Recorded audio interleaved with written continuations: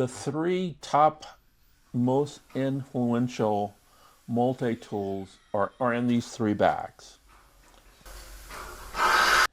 And if you haven't guessed it, we're going to go through these three bags or pouches because where do a lot of people keep their multi-tools? Inside a pouch. So that's where I keep mine. So let's go with the middle one first.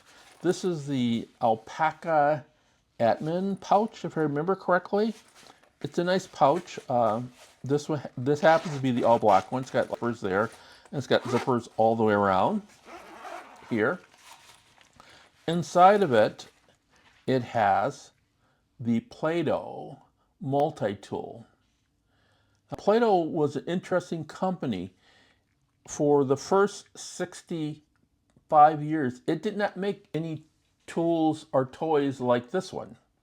It actually made soap. It started out making soap. And that was just after the Depression started in the 1930s. In the 1950s, the son of the founder, who was Noel MacVicar, whose son Joe MacVicar and his nephew and sister-in-law figured out that Play-Doh could be used as a compound for wallpaper. She worked in a nursery and noticed that the kids could put the Play-Doh, which was the soap at the time, on the wall, and then they could put paper on the wall and it would stick. So Play-Doh actually became a wallpaper product that people would use to temporarily put wallpaper inside their home. They molded into little balls and to toys and to all kinds of things. They did that for quite a while through the 50s, 60s, 70s, and 80s. They created this multi-tool. It is a fantastic multi-tool. It's very usable. Let me tell you what it comes with. It comes with this little thing that you could put a bit in, and you can turn it screwdriver here. Let me just get out a little bit to show you what I mean. This bit. You put it in there and then you could turn screws with it. It had a knife, and boy, is this knife sharp. It can cut through paper, cheese, wood. On the other side, it had a saw, and you can use this saw to cut down a tree. And it worked really well, as you can tell by using this particular saw.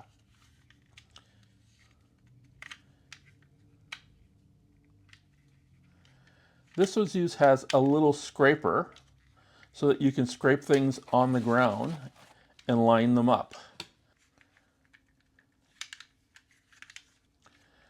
This is the Play-Doh Multi-Tool.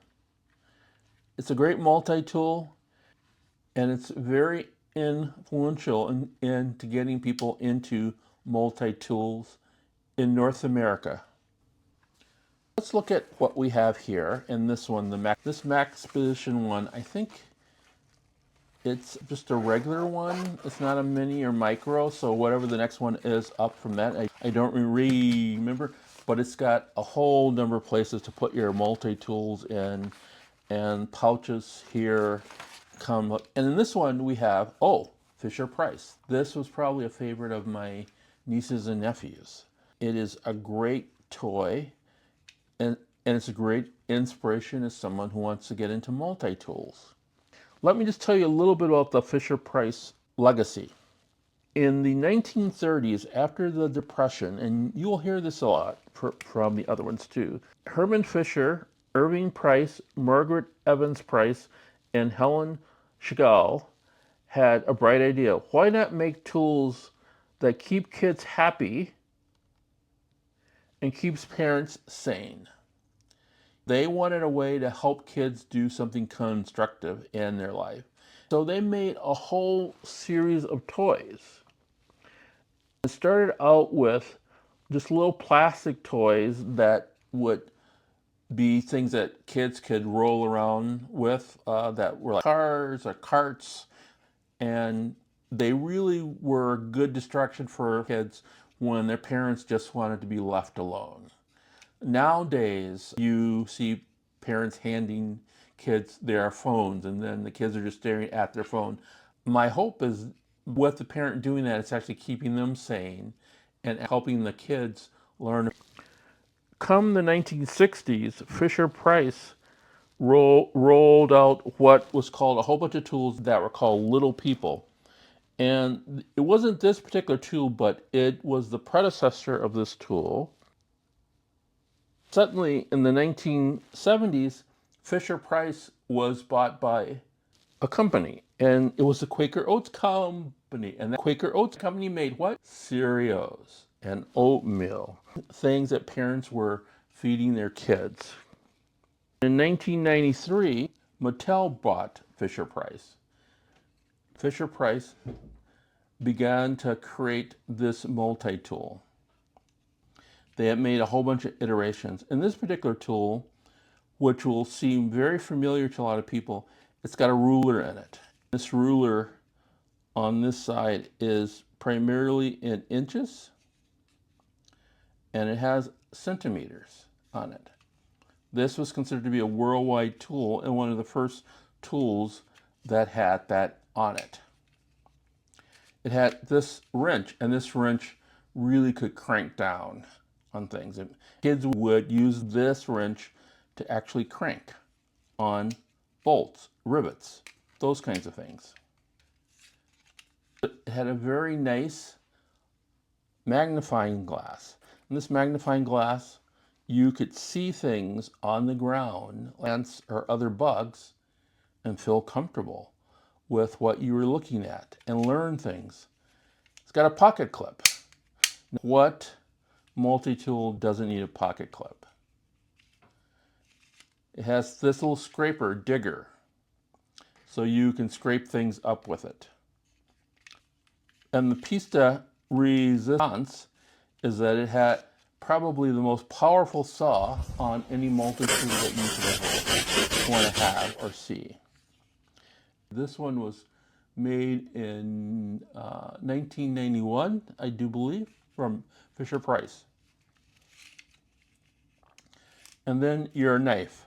So cut your cheese, your bread, your flours. This was a knife to make you be able to defend yourself if necessary.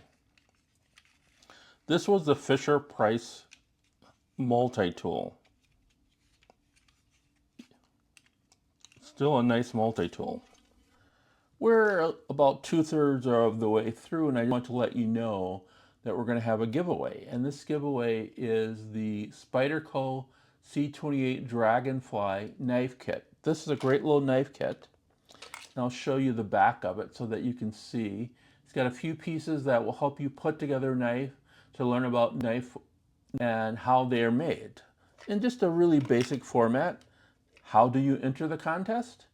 In the comments below, put down what is your most influential or favorite multi-tool. And be sure to put the word multi-tool in there. That's all you have to do in the comments. It'd be great if you liked and shared this also. But either way, on April 9th, I'm going to announce the winner. You have to be inside the US and I will mail it to you. Now, if you're in a foreign country and you have a US address that I can send it to, I'd be happy to do that. There'll be no charge to the winner. I just want to make this clear. And to be clear for you, if you notice, this is a US made genuine spring action knife. It's a great introduction into knife crafting. Fantastic tool. Now we're on the last one, but before we do this, I'm just going to remind you that if you're interested in any of these things, if they're available, I will put a link in the descriptions, and those are going to be affiliate links for the most part. You click on them, and you will be getting the same price as everyone else, but the channel gets a small commission. Every cent of that commission goes back to making this channel better and giving you access to more EDC items that help you help others and help yourself. This is the third one here, and this is probably the newest one. This pouch is a I think a men SWN pouch. It's actually a made in America pouch. I like this pouch. I would use it more often, but I typically don't carry it because it doesn't fit the things that I need to carry. It's just a little bit small, but I'm trying to get a little smaller stuff that I do carry. I really like this. Now this is the Theo Klein Swiss Army knife Victorinox multi-tool. This one, you can tell, comes with a clip. So you can clip it onto something and hold it. Very mini Victorinoxes. But this one has a spoon. So if you're hungry, you can pull this out and eat something. And also on the other bottom ones, it has a magnifying glass. Now, I love this magnifying glass. It does work, and therefore you can look at plants, anything that you like with it. This is the only tool that actually comes with what I call the bottom tools. The other ones have half tools, but they're basically just go around them around. On here, you will have your can opener, bottle opener here with a little screwdriver. So you can use that to drive screws, and it does work.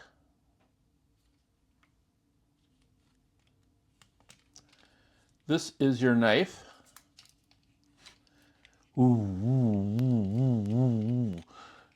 And it cuts.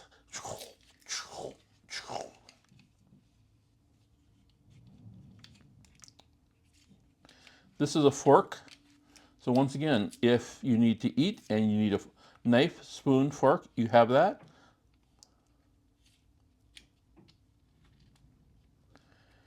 And you have obviously one of the better saws that there are. I really like this saw. So once again, you have utensils, a knife, a saw, a magnifying glass, and something to hook it up with. This is the Theo Klein Victorinox Premium Toys. Now, Theo Klein is a relatively new toy maker.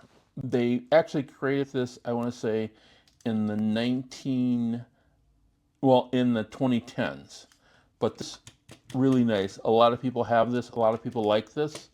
And it's very inspirational if I want to go from this to one of the Victorinox regular knives for yourself or your kid.